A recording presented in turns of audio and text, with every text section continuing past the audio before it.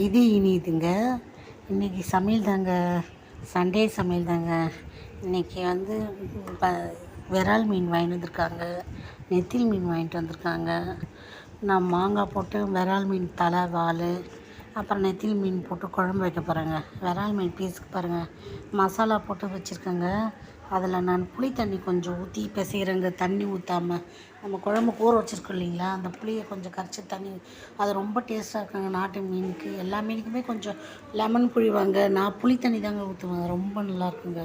அதில் மிளகாத்தூள், குழம்பு மிளகாத்தூள், அப்புறமேட்டு நான் கரம் மசாலா, மீன் மசாலா அதெல்லாம் போட்டு அந்த குழம்பு, நம்ம மீன் குழம்புக்கு புளி ஊற வச்சுருக்கலாம், அந்த தண்ணியை விட்டு கலரி இருக்கேங்க. அது ரொம்ப நல்லாயிருக்கும். அதில் மீனெல்லாம் நான் பெரட்டி வச்சுட்டேங்க.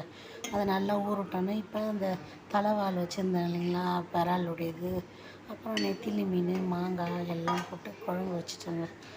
அதில் தாங்க இன்றைக்கி அதோட நெத்திலி மீன் கொஞ்சோண்டு ஃப்ரை பண்ணுறதுக்கும், அதை விரால் மீனுக்கும், விரால் மீன் வறுவலுக்கும் பிசைஞ்சு வச்சுட்டேங்க. அதை நான் செய்யும் போதே பிசைஞ்சு வச்சுட்டுனா மதியானம் செய்யும்போது அப்படியே சூடாக வறுத்துக்குவாங்க. அது மசாலாலாம் ஊறி ரொம்ப நல்லா இருக்குங்க. அதில் பாருங்கள் பெசரி வச்சுட்டேங்க. இவ்வளோ ரொம்ப டேஸ்ட்டாக இருக்கும். நீங்கள் கூட புளி தண்ணி ஊற்றி பெசரிங்க, ரொம்ப டேஸ்ட்டாக இருக்கும். லெமன் கூட போடலாம், ஆனால் நான் புளி தண்ணி தாங்க அப்படியே ஊற்றிக்குவேன். அது ரொம்ப நல்லா இருக்குங்க. அவ்வளோதாங்க இன்றைக்கி. அந்த நெத்திலி விரால் மீன் வெந்த உடனே நெத்திலி போடணுங்க. ஏன்னா நெத்திலி வந்து சட்டுன்னு வெந்துடுங்களா, அதனால் போட்டு அதை குழம்பு வச்சுட்டேங்களா. இந்த குழம்பு இன்றைக்கி நான் காலையிலேயே வச்சுட்டேங்க. அதனால் இட்லிக்கு சாப்பிட்டேங்க. நல்லா சூப்பராக நெத்திலியோடு எடுத்து அந்த இட்லிக்கு சாப்பிடவும் செம்ம டேஸ்ட்டாக இருந்துச்சுங்க. சாப்பிட்டுட்டு அந்த குழம்பு மதியானத்துக்கு சாதம் வச்சுட்டேங்க. பாருங்கள் குழம்பே காலி ஆகிடுச்சி. அவ்வளோ நல்லா இருந்துச்சுங்க. எல்லாம் நெத்திலி குழம்பு இப்போ இருக்குதுங்களா.